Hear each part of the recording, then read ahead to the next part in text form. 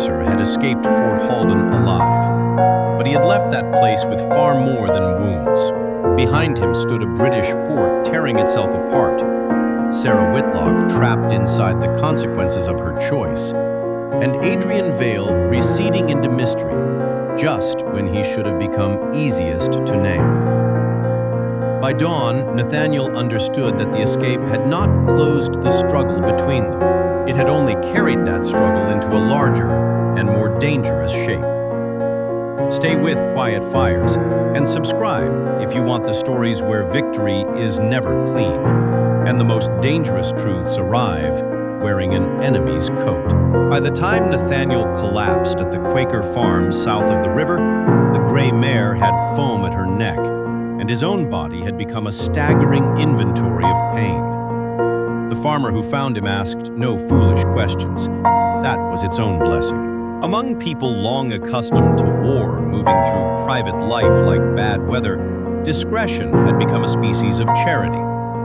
Nathaniel was lifted from the saddle, laid on a pallet in a clean room that smelled of lye and old pine, and stitched where the cut at his temple had opened again. He drifted in and out of fever while unfamiliar hands cooled his forehead, and women in plain dress discussed him as if he were a damaged tool Providence might still have use for. When he could finally hold thought in sequence, his first demand was not for food, nor for a messenger, nor for a horse. "Was anyone behind me?" he asked. The older Quaker woman who had been managing his broth with stern mercy looked up from the basin. "If thee means British dragoons, none near enough to matter. If thee means conscience, that seems to have arrived before thee did." Nathaniel let out something between a cough and a laugh. "That sounds like my sister." "It sounds," she said, "like a household that has seen many men discover survival does not conclude an argument." That was true enough. 3 days later, he was moved by cart, concealed beneath feed sacks and rough blankets, to a safer farm farther inland. From there, a patriot courier chain, cautious and badly strained by winter scarcity, carried word south and east that Nathaniel Mercer was alive. The replies came in fragments. One committee wanted immediate intelligence. Another wanted proof of identity before admitting him to operational discussion. A militia captain in Prince George's County sent word that British searches had intensified after an escape from Halden, and that at least 2 houses with even rumored connections to rebel traffic had already been turned over in consequence. Martha and Elias were no longer where the British expected. That much heartened him.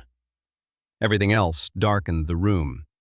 When he was strong enough to ride, he entered patriot territory not as a hero descending from legend, but as a problem, delivered half-broken to men who preferred their stories less complicated. The first committee that examined him did so in a tavern room stripped of warmth by politics. 3 men sat behind a table. Josiah Reed, a county organizer whose patriotism had curdled into suspicion toward all nuance; Thomas Beck, younger and eager, his moral certainty still untested by too much power; and Reverend Abner Cole, who spoke less than the others and observed more than either. Realized. Reed began without greeting. "How much did you tell them?" Nathaniel had barely sat down. "Enough to confirm I was alive." "That is not an answer." "It is the truest one available to impatient men." Beck leaned forward. "Were you broken?" Nathaniel looked at him. "Every prisoner is broken somehow. The only question is whether the break becomes visible enough to satisfy spectators." Reed slapped a hand against the table. "Do not turn philosopher with us. Roots have been compromised. A cipher relation near Baltimore was exposed. A warehouse south of Norfolk was hit with precision. We must know whether this came from you." Nathaniel's weariness hardened. "If I had given them the living channels I carried when taken, your complaints would be louder and fewer of you would still be seated." Cole spoke at last. "Then give us what matters now." So Nathaniel did. He described Fort Halden's layout, the eastern marsh approach, the infirmary passage, the narrower run near the south wall, the record cellar, the quartermaster habits, the windows with line of sight to wagon traffic, the changing watch pattern during rain, and Major Fenwick's presence and temperament. He described the British interest in social networks rather than battle maps alone. He warned that households previously assumed peripheral were now under greater scrutiny than many militia officers understood. When asked who had aided him inside the fort, he answered carefully. There were fractures in their command. Names, Reed said. No. Reed's eyes narrowed. Why protect a British source? Because I do not yet know which part of what happened belongs to conscience, which to strategy, and which to a trap still unfolding. That sounds dangerously close to admiration. Nathaniel met his gaze. It is close to accuracy. If accuracy threatens your patriotism, improve your patriotism. Thomas Beck almost smiled before remembering he was meant to be severe. From that day forward, Nathaniel occupied an uneasy place within his own side. Men valued what he knew. They trusted less readily the fact that he refused simplification. Several wanted from him the easy speech of violated virtue, British monsters, American innocence, noble suffering redeemed by clear ideology. He would not give it. He described cruelty where it existed, yes, but he also described Adrian Vale as intelligent, disciplined, philosophically dangerous, and not reducible to appetite. He described Sarah Whitlock not at all. That omission carried its own burden. He thought of her often, though less in the language of longing than in the harder language of risk. He could still see the unlit corridor, the key cold in his palm, the discipline with which she had mastered her own fear before it became visible. He imagined the search after his escape, her ledger opened, her room turned over, her movements recited by men who mistook documentation for justice. More than once he considered naming her to Patriot leadership, in hopes some rescue channel might be found. Each time he pictured Reed's table and thought better of it. Causes are quickest to consume the complicated people who have helped them most. His reunion with family came in a farmhouse kitchen 3 counties away, under conditions so ordinary they nearly undid him. Martha was kneading bread when he entered. She looked up, saw him, and for one suspended instant became not middle-aged, not worn, not practical, but the girl who had once climbed apple trees faster than he did and laughed from branches as if gravity were negotiable. Then the bowl tipped, dough slid to the table, and she crossed the room in 3 strides and struck him hard on the shoulder. "You wretched man," she said, and then she held him so fiercely he could scarcely breathe. Elias came in from the yard moments later with mud at his boots and a stick in hand. He stopped dead in the doorway. Nathaniel had imagined many versions of this reunion during the nights at Halden. None had accounted for how much taller the child would seem, how strange it would be that absence had gone on maturing him without permission. "Papa?" Nathaniel knelt too quickly and nearly lost balance. Elias dropped the stick and collided into him with all the force a 9-year-old could summon. For one brief, humiliating moment, Nathaniel wept into the boy's hair like a man who had forgotten pride entirely. Later, when Elias had been bribed into the yard with a heel of sweetbread and strict instruction not to pester the horse, Martha set cider on the table and regarded her brother with a level look that had survived widowhood, scarcity, and male self-deception without becoming softer. "You look terrible," she said. "Thank you. You also look like a man trying to decide whether he is permitted to be relieved." Nathaniel stared into the cup. "Are you? Relieved? Yes. Pleased? Less than I should be." He looked up. Martha folded flour from her fingers. "Because whatever happened to you, It did not end when you walked through that door. And because you are already wondering which part of your soul stayed behind with people whose names you have not told me. He almost laughed. You always did hate indirection. I hate men who call it protection when they are really arranging the world so women must guess which danger has entered the house. That chastened him, as she intended. So he told her some of it. Not the operational details, not Sarah's name, not the full shape of Adrian Vale's strange release, but enough of the psychological siege that Martha's face slowly changed from anger to something harder to bear. Understanding. When he finished, she was silent a long while. At least Lydia is spared this century, she said at last. He flinched. Martha softened only slightly. I do not mean she is spared you. I mean she is spared watching men call every intimate cruelty necessary. Nathaniel's eyes burned. Vale said much the same in different words. Then he may be dangerous for the irritating reason of not being altogether wrong. He gave a bleak smile. That seems to be his specialty. Martha studied him. Do you trust him? No. Do you think he saved you? Nathaniel took too long to answer. That, Martha said, is not the reply of a man who means no. The months that followed did not permit private obsession for long. War had grown both broader and more intimate. By now, nearly every county bore its own bitterness. Not just lines between armies, but fractures between neighbors, kin, creditors, tenants, church factions, and men who discovered that ideology is often the most respectable clothing revenge has ever worn. Nathaniel returned to work in the only way possible, carefully, half-healed, trusted by some and watched by others. He helped rebuild courier routes that had gone stale during his disappearance. He reconfigured code chains. He advised committees which roads were too exposed for winter passage. He urged them, often against their preference, to stop assuming British intelligence moved only through official channels. Servants heard things. Tavern girls heard more.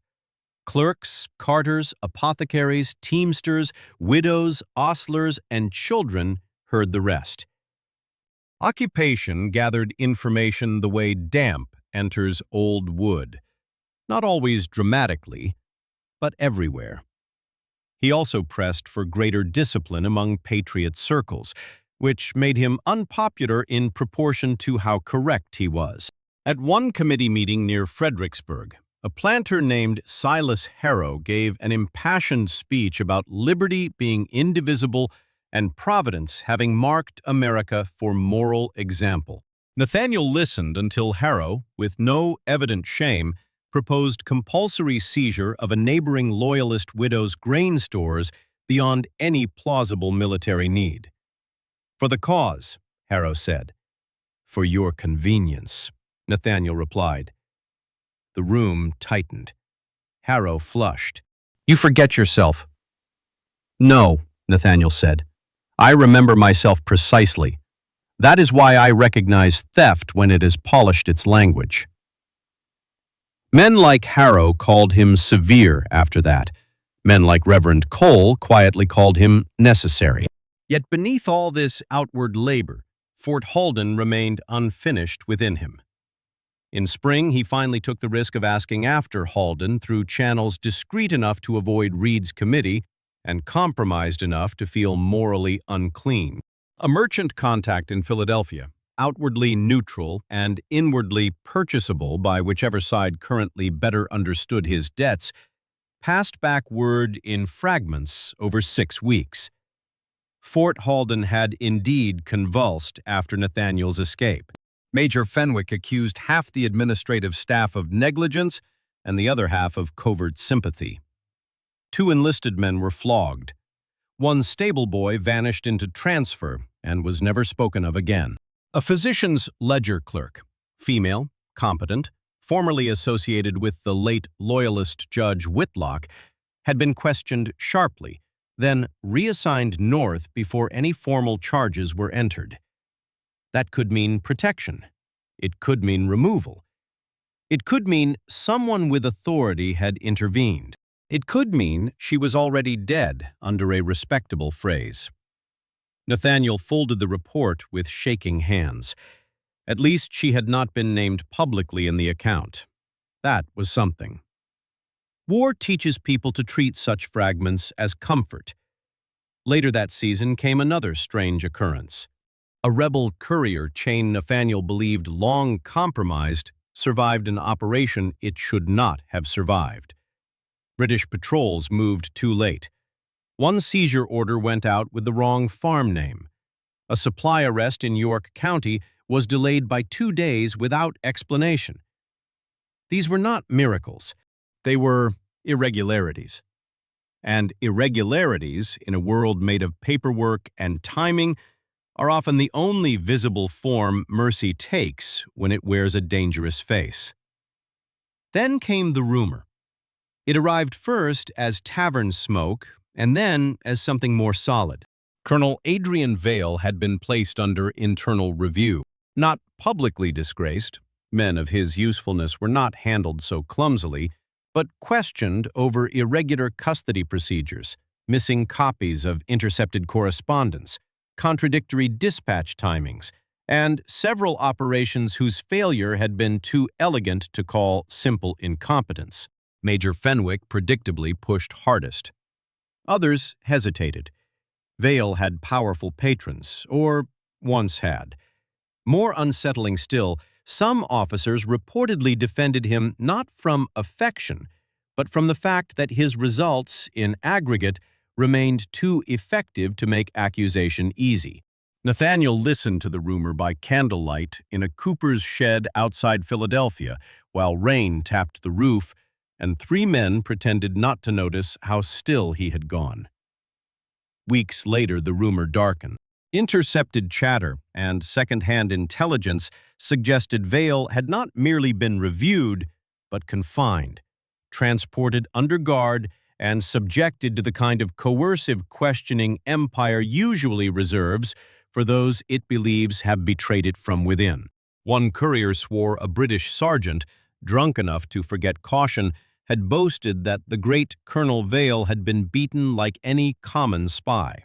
Another claimed he had been held in isolation, then moved south, then north again, because no one could decide whether to bury him quietly or break him publicly after all. A captured clerk, bargaining for his own safety, insisted Vale had disappeared from paperwork for nearly a month before reappearing under restricted notation. None of the reports aligned cleanly. All of them carried the same cold implication. Nathaniel did not know what to do with that fragment. He knew only that hearing it left a pressure in his chest he could not comfortably name. If the reports were false, they were grotesque inventions. If they were true, then the man at Halden had paid some later price that did not fit easily inside enemy narrative or patriot consolation. Nathaniel told no one beyond Cole. Even then, he offered it with distaste, as if the fact itself carried contamination. "No verdict yet?" Cole asked. Nathaniel stared at the wet boards beneath their boots. "No, only a question that keeps surviving its own death." Over the next year, fragments accumulated and refused to settle into a single explanation. A shipping contact in New Jersey mentioned an officer once stationed in Maryland who had developed curious delays whenever civilian reprisals were scheduled. A captured clerk, bargaining for leniency, described Colonel Vale's habit of reclassifying certain papers as pending legal review when immediate action would have ended in summary arrests. A Virginia courier, old enough to distrust romance, recounted 2 separate escapes from British custody in districts touched by Vale's authority, each later explained away by weather, clerical confusion, or drunken guards unlikely to have arranged such excuses themselves. There were darker fragments as well. prisoners not saved, men crushed under interrogation, a schoolmaster hanged after revealing too much too late to matter, a wagon driver broken so completely by staged threats against his daughters that he named half his road contacts and died afterward in an infirmary from shame and infection. Nathaniel sat with all of it. The hardest possibility was not that Adrian Vale might have been divided within himself.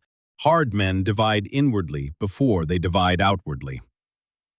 The harder possibility was that if Mercy had indeed been moving through some of Vale's decisions, it had done so through methods already soaked in damage. He had not needed to be innocent in order to be useful. That thought left a bitterer taste than simple hatred would have done. One winter evening, Nathaniel spoke of it to Cole while they warmed hands at a brazier in a drafty meeting room. If he was helping us, Nathaniel said, then he tested men by methods that may have destroyed others less suited to his inquiry. What kind of ally is that?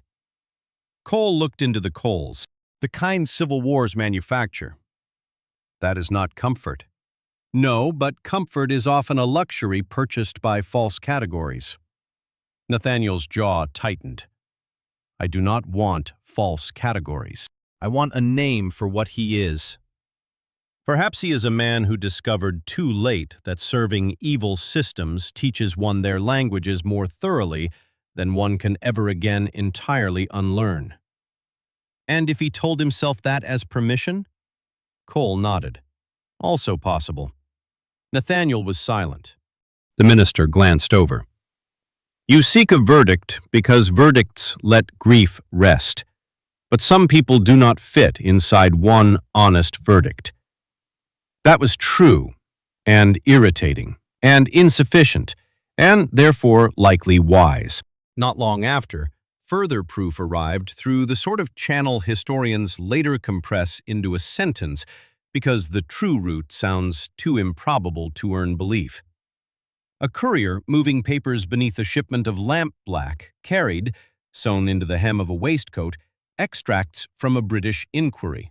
Adrian Vale had been detained briefly under escort for review concerning operational irregularities and unauthorized document retentions.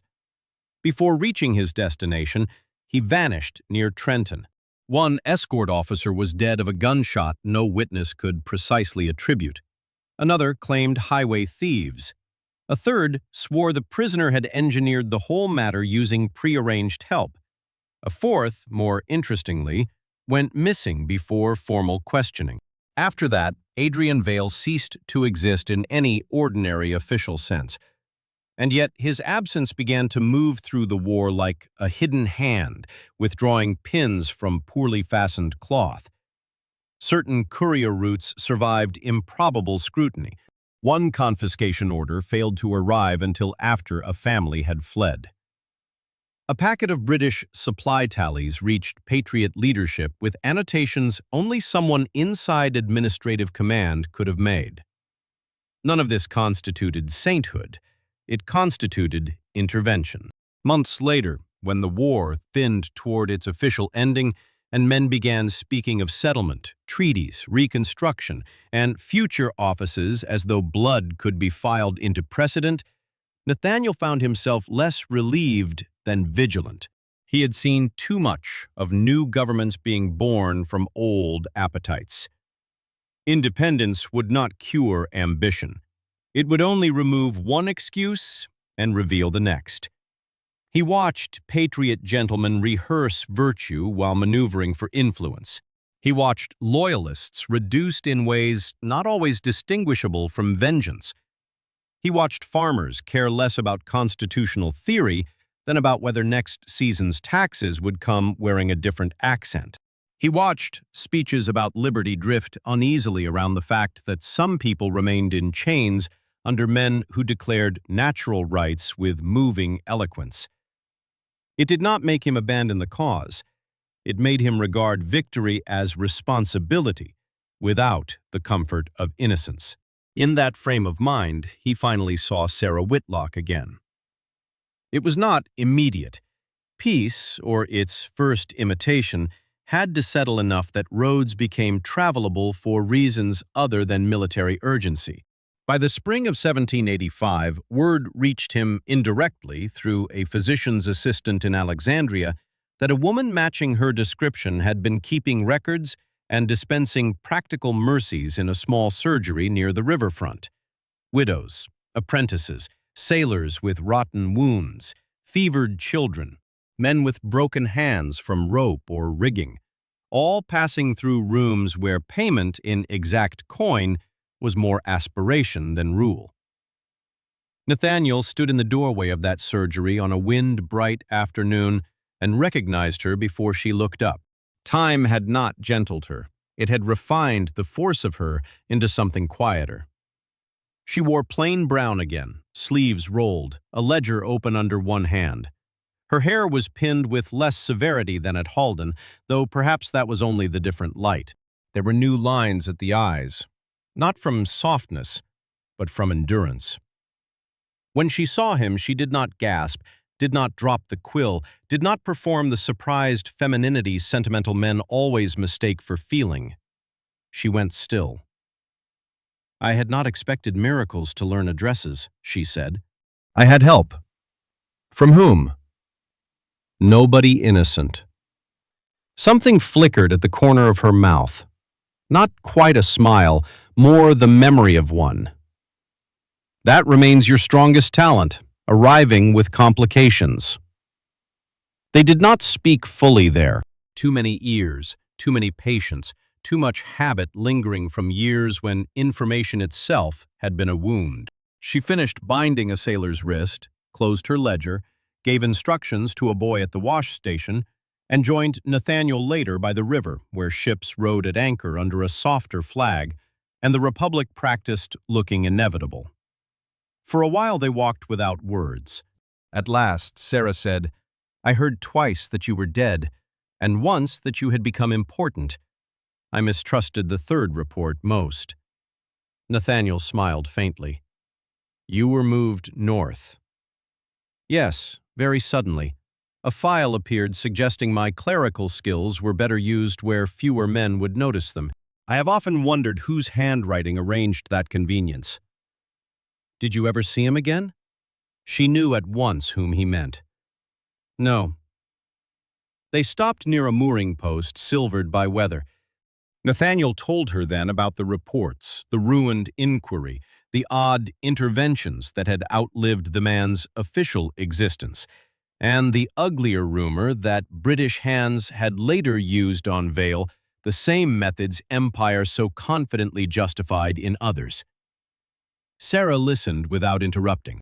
When he finished, she exhaled through her nose, not in disbelief, but in grim recognition. "Yes," she said, "that sounds like him. Not a dramatic defection, a long corrosion, the dangerous kind. I thought time might make him easier to judge." "Did it?" "No." "Then at least time behaved honestly." Nathaniel almost laughed. Sarah looked out over the water. "At Halden, I noticed patterns before I understood what they implied. Papers delayed for reasons no one could explain. Prisoners categorized one way in front of Fenwick and another in private log copies.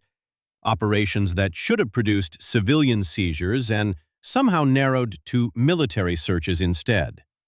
Then there was you." Vale applied pressure with too much intelligence not to know exactly what he was testing. "At first, I believed he merely wanted the purest possible break from a difficult prisoner. Later, I began to wonder whether he was trying to determine something about your kind of loyalty that mattered beyond your file." Nathaniel listened without moving. "I could not decide," she continued, "whether that made him more monstrous or less. Perhaps both. It still may." "Yes," she met his eyes. "He used cruelty as an instrument of inquiry. That does not become innocent because the inquiry may have served more than one cause." "No. But neither does the deeper motive vanish simply because the instrument was cruel." They exchanged a look that carried Fort Halden between them like a third presence. Nathaniel said at last, "I do not think I hate him. I thought I should. It would be easier if I did." Sarah considered that without surprise. Hatred would flatter him. It would also simplify you. What, then? Curiosity, perhaps. Anger where anger belongs. Gratitude where gratitude cannot be denied. And no false peace between them. He looked down at the river current pulling light apart. That sounds exhausting. It sounds accurate. They saw each other again after that, not immediately as lovers in the theatrical sense, because both were too altered by history to rush toward simplicity merely because tenderness was possible. But they wrote, they walked. They argued about constitutions, about whether any republic can survive men who admire liberty mainly in speeches, about the future of local courts, about property, slavery, churches, Western land, public debt, and the peculiar American habit of confusing reinvention with virtue. Sarah remained suspicious of moral intoxication. Nathaniel remained loyal to the necessity of self-government. Between those positions, something careful and durable began. There were evenings when Elias, older by then and all questions, sat near the hearth while Sarah corrected his sums, and Nathaniel pretended not to notice how natural the room could seem in such moments. There were mornings when she accused him of treating sorrow like a disciplined domestic animal, rather than admitting it still bit. There were quarrels, too, because peace does not erase temperament, and two people bound first by witness rather than romance do not become easy merely because affection enters. One evening in late autumn, years after Halden, Nathaniel finally told her of the moment before the stable yard when she had said he must not assume he understood the whole room. "What did you mean?" he asked. Sarah sat by the fire with mending in hand. "Exactly what I said." I had begun to think Vale was not serving only the side that believed it owned him. But I also feared that if I named the suspicion, you would trust it too much. And men in captivity are always in danger of making salvation from ambiguity. He let that settle. "So you gave me warning without reassurance?" "Yes." "That seems cruel." "It was careful." He smiled despite himself. "That also describes you." She threaded the needle again. "You are alive. My methods stand vindicated." The years moved on. The Republic hardened and improvised. Some ideals were betrayed exactly as pessimists predicted. Some survived just enough to justify labor.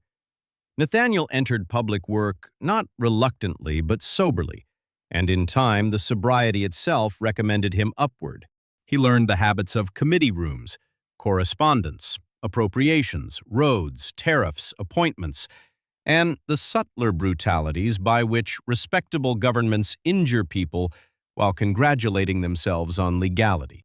He became, by degrees, one of those public men whose signature could alter a district, fund a courthouse, delay a levy, or save a petition from burial. Not famous enough for legend, but high enough that lesser men watched his judgments and borrowed his language. He disliked what advancement revealed. Independence had removed one empire's seal. It had not removed human appetite. He saw idealists become administrators and administrators become predators. He saw rhetoric about liberty share a table too easily with speculation, vanity, and the settled convenience of bondage. He stayed because departure would have been another kind of vanity. Still, people sought him out for the story. Former soldiers, young clerks, widows with sons nearing military age, ambitious men drafting commemorative speeches, even a printer once, hungry for a tale in which British cruelty and American steadfastness sorted themselves into usable legend. They asked what had preserved him in prison. They asked whether hatred kept him strong. They asked whether faith did it. They asked whether the colonel had really been as formidable as rumor claimed. Nathaniel answered less than they hoped and more than was comfortable. He said hatred was too small a fuel and burns dirtily. He said, patriotic language helps only until pain grows personal. He said faith matters, but not as ornament. He said what preserves a person in extremity is often not certainty, but refusal. Refusal to let another human being author the meaning of one's suffering before one does. He said families can save a man and endanger him in the same breath because love is where power most reliably reaches. He said some enemies are easier to resist than others, and the hardest are those intelligent enough to articulate every hypocrisy on your own side without being wrong. If pressed about Adrian Vale, Nathaniel usually paused before replying. Then he would say, "He was my enemy. He may also have spent part of his life quietly dismantling the machinery that employed him. Those truths sit badly together. Let them." That answer disappointed anyone who wanted history pre-cut into moral slices. So much the worse for them. In private, when memory came hardest, Nathaniel still saw fragments from Halden with intolerable clarity. Lydia's blue stitching on the Bible, Elias's leaning schoolboy letters, Sarah's hand slipping the inventory sheet beneath the bowl. Vale, in the rain, face drawn, telling him to take the gray mare and avoid the chapel ford. For years, that was all it remained: fragments, conjecture, unfinished moral arithmetic. Then, in the second decade of the New Republic, the arithmetic finally changed. Nathaniel had by then become the sort of public official whose opinions were sought in rooms where policy acquired the soft gloves of legality before being sent out to do harder work. One autumn evening, he was asked to remain after a cabinet supper by Elias Wren, an aging revolutionary statesman who had long since learned how to keep his voice gentle while altering the direction of governments. Wren did not waste words. "There is a truth I promised a man I would bury." Nathaniel waited. "I have buried it for many years," Wren said. "I did so because he demanded it absolutely, and because while the war still breathed, secrecy was mercy. After the war, secrecy became habit. Then habit hardened into cowardice.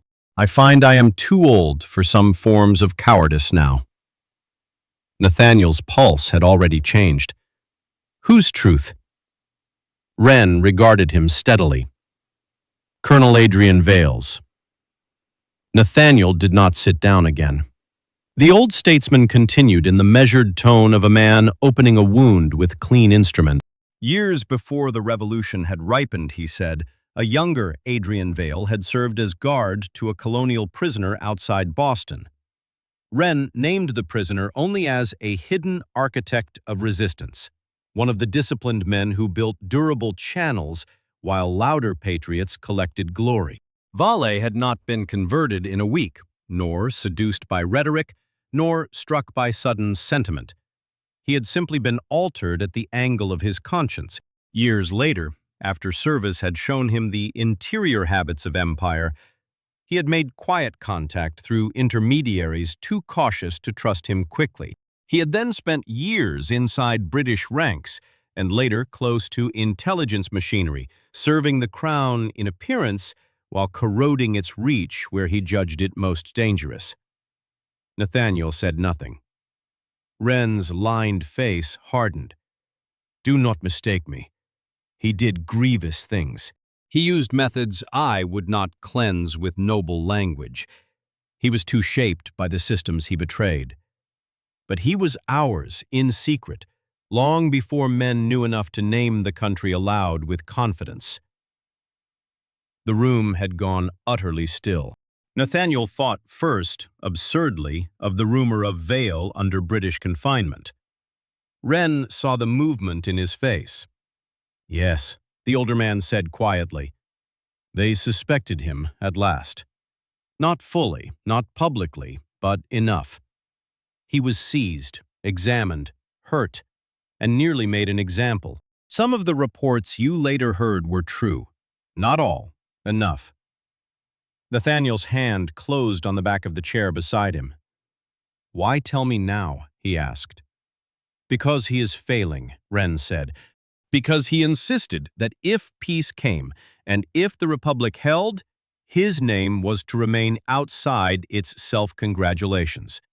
Because he believed what he had done would look cleaner than it was if attached to patriotic ceremony.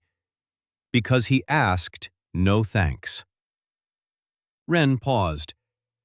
"And because there are truths a nation should not bury forever simply because they are inconvenient to recite." He crossed to a side table and took up a folded paper with an address in a careful hand. "He lives now under another name, near East Marrow, in near seclusion. He refused introductions. He refused pension. He refused public vindication. If I send no one, he will die as he intended, hidden and unresolved. If I send anyone, it is you." Nathaniel took the paper but did not open it at once. "I spent years deciding whether to hate him," he said. Wren's answer was almost weary. "Hatred is tidy. Men like Vale rarely permit tidiness." That evening, Nathaniel showed Sarah the address and told her everything Wren had revealed. She listened in full silence. When he finished, she laid her hand over the folded paper. "So the last door was never his letter to open?" "No, it was another man's conscience arriving late." Sarah nodded. "Late truth is still truth." "Should I go?" "If you do not," she said, "you will spend the rest of your life furnishing the missing room from imagination. If you do, you may find the room sadder than you wanted." "That is not encouragement. It is marriage." He smiled, despite himself. East Marrow lay half a day beyond the main road, where old tobacco land had gone thin, and the fields seemed to have surrendered their ambition.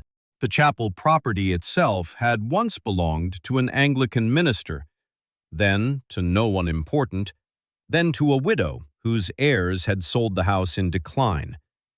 Now it stood weathered and nearly ashamed of still existing. The outbuildings leaned. The stone wall had opened in two places. Autumn had laid a gray-gold quiet over everything. Adrian Vale waited on the back terrace with a walking stick beside his chair. Time had stripped him down to essentials: white hair, plain dark wool, one hand trembling faintly when not ordered still. No insignia, no visible rank.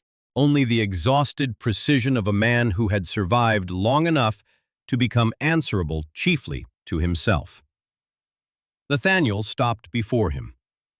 "Elias Wren told me," he said. Vale's expression barely altered. "So he is finally tired of obedience." "He tired of concealment." Vale gave the faintest nod. "Sit if you mean to stay." Nathaniel took the chair opposite him. For a while they said nothing. The house had gone thin with age around them. Beyond the broken wall, the fields lay under the late light in the spent colors of the year. At last, Vale said, "I gave one country to another and spent 30 years discovering that history does not call that clean." Nathaniel waited. "When I was young," Vale went on, "I guarded a provincial prisoner outside Boston. He later became one of the quieter architects of your revolution. He taught me, without meaning to, that empire could make a virtue of cruelty if it wrote the numbers neatly enough. I carried that lesson into service, then into treason, then into habit." His hand rested over the head of the stick. "I betrayed the flag that raised me," he said. "The years did not teach me whether that was justice or only a more articulate sin." Nathaniel looked at him across the narrowing light. "Most wars are decided long before the guns fall silent. Men spend the rest of their lives naming what they already paid." Vale's mouth bent slightly, though not into peace. And do they ever name it correctly? Rarely, Nathaniel said. But history is not made by the innocent, only by the judged. The wind moved once through the vines. I heard the reports, Nathaniel said after a moment. Your confinement, the inquiry, what they did to you. Enough of it was true. Nathaniel gave a slow nod. Sarah lived. My son kept his father. And this republic was given one more chance than it had earned. I know what those things weigh. Vale lowered his eyes. I have never known whether I served justice or merely taught myself to survive by calling treason necessary. Nathaniel rose and drew on his gloves. War leaves that question alive in every man worth remembering. Vale looked up. Nathaniel said, "The cleaner tongues come later. They inherit the victory and bury the cost." A long silence passed between them. "Give my unspoken respect to Mrs. Whitlock Mercer," Vale said. "I will, and tell her I remained ashamed she had to be brave. She knows." As he turned, Vale spoke once more. "The prisoner in Boston. You once asked his name." Nathaniel looked back. "I still will not give it. The dead have already paid for the living." Nathaniel inclined his head.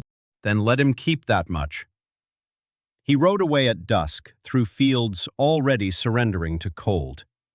He did not look back soon this time. Age had cured him of certain dramatics. Yet before the road bent fully west, he turned once and saw the house reduced by distance into a dark shape against failing light, with the little chapel beyond it and the trees standing black around both like witness. Adrian Vale died that winter. Nathaniel learned it by private note, brief and exact, from a local attorney tasked with settling a modest estate under another name. There was no family claim, no public marker. A few books, some military papers burned before inventory, a watch, a walking stick, several ledgers of expenses kept with punishing neatness, and one sealed packet addressed to no one that the attorney reported had contained only blank pages. Nathaniel understood that too. When he told Sarah, she stood a long while at the window before speaking. "Well," she said softly, "now history may begin pretending it invented cleaner people." Nathaniel came up beside her. "Will we let it?" Sarah turned her head, and in her older face he still saw the woman in the corridor at Halden, afraid, intelligent, unsentimental, alive enough to act before certainty had permission. "We will resist where we can," she said. "The rest will depend on whether anyone still prefers truth to pageantry." In the years that followed, Nathaniel never wrote a memoir of Fort Halden. He left speeches, reports, legal opinions, memoranda, enough respectable paper for any public life. But not that. Some truths, he felt, refused the service of commemoration. He kept only a brief, private account of what had passed between himself and Vale at East Marrow, hidden among state papers too dull to tempt patriotic thieves. Not to vindicate the dead, not to condemn them cheaply, only to resist the last vulgarity of simplification. For that was the final lesson. Nations are not founded by innocence. They are founded by human beings who must go on choosing duty after certainty has died. By people who learn too late that right and wrong do not become less real simply because war has forced them to live entangled together. Betrayal may serve justice. Ideals may demand blood and still be stained by it. Victory may be necessary and still carry a moral cost no anthem can repay. That did not absolve Adrian Vale. It did not absolve Nathaniel's own side. It did not restore the ruined. It only made truth harder, and therefore more necessary. So Nathaniel kept to the sternest judgment he knew. Not absolution, not accusation alone. Accuracy. The refusal to let triumph harden into pageantry or suffering into myth. The knowledge that loyalty after innocence is sadder than the young imagine, but perhaps more durable. And the knowledge, hardest of all, that war does not merely ask what a man will die for. It asks what he will betray, what he will justify, and what will remain of his soul when the cause is finally called just. That was the inheritance Adrian Vale left behind. And that, perhaps, was the truest moral cost of war. Not only that it kills the guilty and the innocent alike, but that it leaves even the righteous struggling to say at the end which part of them was faithful, which part was broken, and whether history has any right to separate the two.